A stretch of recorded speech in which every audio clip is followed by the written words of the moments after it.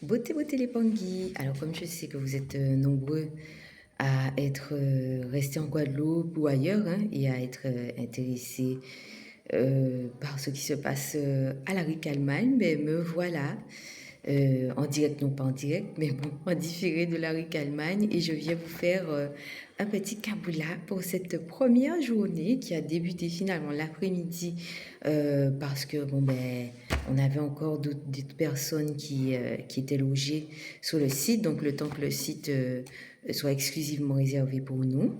On a commencé cet après-midi. Alors, on a commencé ben, avec l'ouverture des portes. Et bien entendu, ben, tout est en lien avec une galoufoie. Hein. Donc, c'était un peu particulier pour moi parce que quand je suis arrivée dans la salle pour méditer, une question bizarre est venue à moi, mais qu'est-ce que je fais là en fait?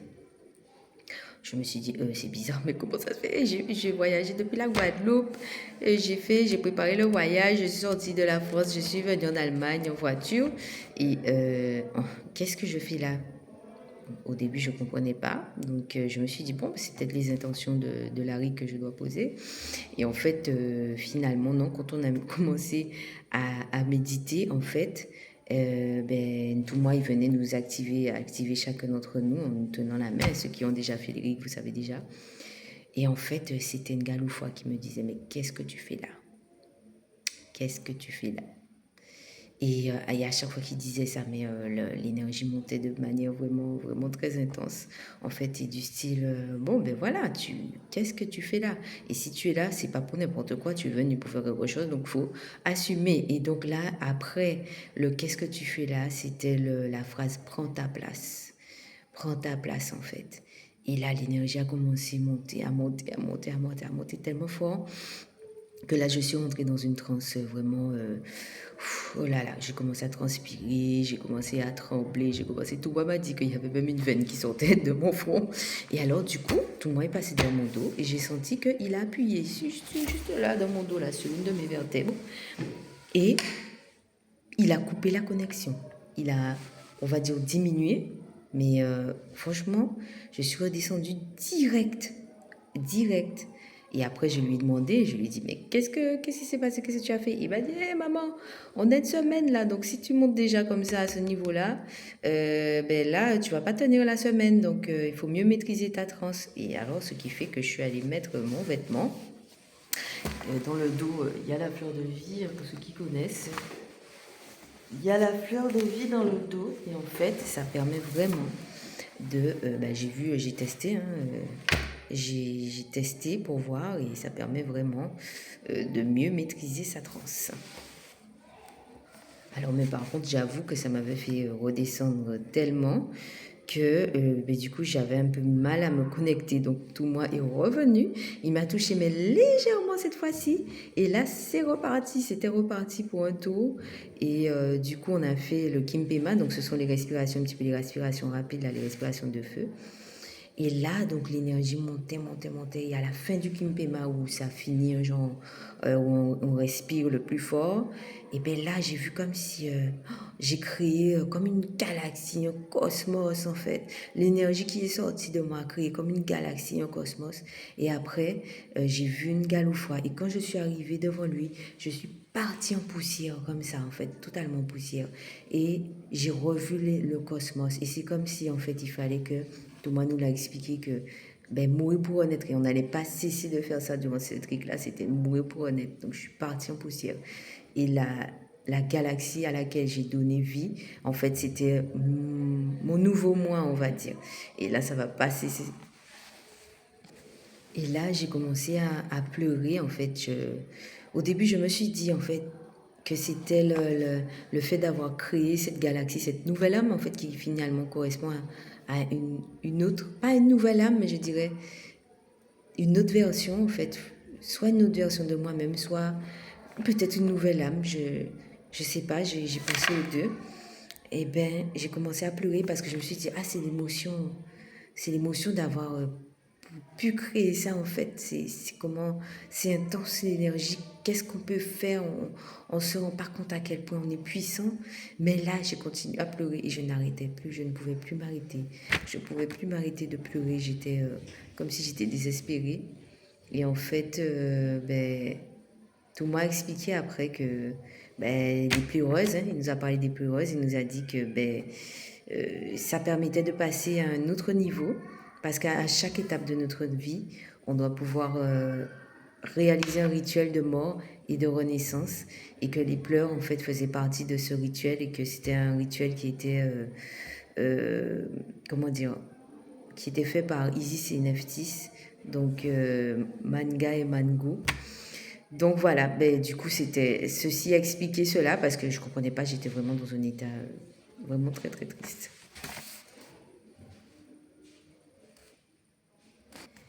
Et puis après, début de soirée, c'était après le dîner, c'était le Mengaka. Mais tout ça aussi sous la houlette de Ngaloufwa.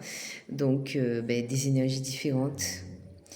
Euh, le Mengaka, c'est le soin qui permet de nettoyer le sang en fait. Et là, on pouvait du coup totalement couper avec ce qu'on avait donné, l'état en fait de notre famille. Et puis avec l'impact que peuvent avoir aussi nos cousins, nos cousines, nos tantes, nos tatis, qui ont peut-être une vie qui est déséquilibrée. Donc on pouvait couper avec ça. Et moi, comme à chaque fois, hein, c'est pas ma première RIC, le mangaka, je me vide de mon sang en fait. Et là, du coup, j'ai eu l'idée de faire appel à mon dragon pour que, parce que je commençais à faiblir, parce que les autres fois, après le mangaka, je suis tellement faible, j'arrive pas à me lever, et je commençais à faiblir. Et là, j'ai eu l'idée de faire appel à mon dragon, et en fait, mon dragon, en même temps que le sang sortait, en même temps que mon dragon me transférait son sang.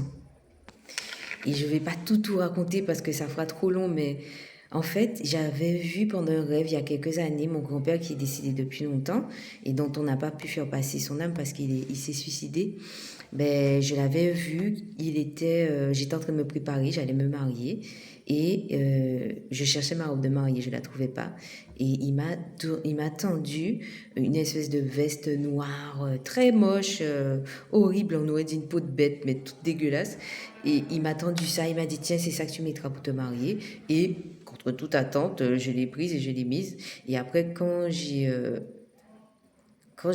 appris en fait ces histoires de voile noir qui t'empêchent de se marier, etc., je me suis dit, ah mince, il m'a transmis ça en fait. Et bon, après c'était peut-être déjà là, le rêve était peut-être juste là pour me révéler que c'était là. Et là, pendant cette méditation-là, parce que c'est pas la première fois que j'essaie de supprimer ça dans une RIC, mais ça revient. C'est-à-dire, dans les RIC, il y a des moments où tu supprimes un truc et puis ça revient pas. Tu sens que tu n'as plus besoin de le faire.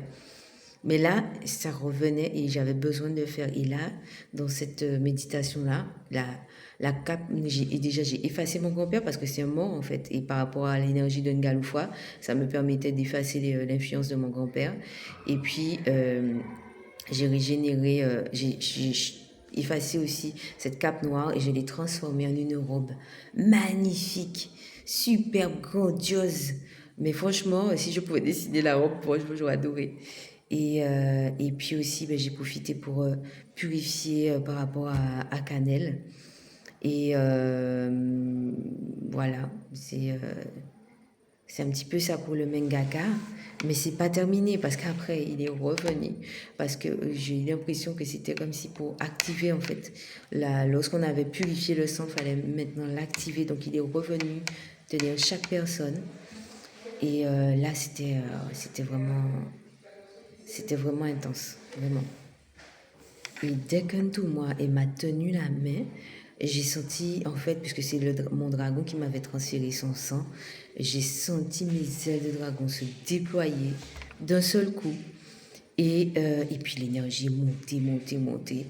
Et ensuite, j'ai vu que euh, je transférais, en fait, j'allais au contact avec une fois en fait, je visualisais un petit peu, comme j'avais expliqué dans mon Kaboula en Guadeloupe, pour réussir à arriver au contact avec eux, en fait, il me faut passer par différentes dimensions et je me sers de la fleur de vie pour ça et des fractales. Parce que la fleur de vie, en fait, on a le centre hein, qu'on appelle souvent la graine de vie. Et puis après, ben, petit à petit, la fleur de vie grandit, grandit, grandit. Et en fait, je grandis comme ça, en fait. C'est comme si je vois qu'au début, je suis dans la graine de vie. Et ensuite, ben, je grandis. En fait, pas seulement moi, tous mes atomes, toutes mes molécules grandissent pour passer à la fractale plus grande et plus grande et plus grande. Et je finis par arriver dans la dimension où ils sont les Ngaloufois. Et puis là, et là j'ai vu que, en fait, comme si je rentrais dans le sarcophage, en fait, et que ma respiration s'arrêtait. Et là, je remourais encore, et puis ensuite, je ressortais du sarcophage, je respirais, un peu comme les pharaons, je respirais la quoi, Ankh. Et là, l'énergie de Galoufa m'envoyait son énergie pour régénérer tout, tout. Et c'est là où je me dis que, franchement, c'est bien de connaître l'anatomie, parce que, pour moi, quand tu connais l'anatomie de tes cellules, même de ton ADN, même de chacun de tes organes, tu peux vraiment poser l'intention et rentrer dans le détail de la chose. Parce que je sentais que tous mes organes étaient vraiment régénérés. Et c'est comme si, en fait, il m'envoyait cette énergie-là pour que je puisse, ben, après être, que je puisse muter, en fait, je mute et que je puisse après recevoir son énergie et faire ma mission qui est en lien avec lui. Ensuite, eh ben, j'ai voulu rentrer parce que franchement, je suis sincèrement convaincue que notre séjour ici, bien entendu, c'est pas anodin. Tout le monde nous a expliqué que l'Allemagne, c'est puissant, qu'ils n'ont pas perdu certains de leurs symboles et tout. C'est vrai que je l'ai senti hein, lorsqu'on a voyagé en voiture. On a traversé la France, la Belgique, mais arrivé en Allemagne, l'énergie était vraiment différente. Et du coup, ben, les Allemands, oui, c'est puissant, mais ce que j'avais compris aussi, c'est qu'il y avait la momie de Kenatou qui était présente quelque part ici, et que tout m'a expliqué dans ses conférences sur Galoufois qu'en fait, on pouvait couper le lien. On pouvait couper le lien en fait avec les momies parce que c'est quand même un lien qui les rattache au physique et qui fait que ben, ils ne peuvent pas justement revenir parce que ce sont les Européens qui ont gardé leur momie. Et donc, je suis vraiment convaincue au fond de moi qu'on a un rôle à jouer là-dedans. Donc, j'ai voulu un jour voir ce que je pouvais faire, mais on m'a dit que non, c'est pas le moment, c'est pas encore le moment. Donc, voilà les Pangui pour la Kaboula de la première journée. Vous voyez, bon, j'ai l'air un petit peu fatiguée, mais ça va. Et puis, ouais, je suis à fond, je suis super motivée. Ben, on se dit à demain pour le Kaboula de la deuxième journée. Un gros zola à vous et on vous envoie de l'énergie, nous qui sommes là. De toutes les manières, ça va débloquer des choses. Donc, on ne travaille pas seulement pour nous, on travaille pour tout le monde là. Zola à vous.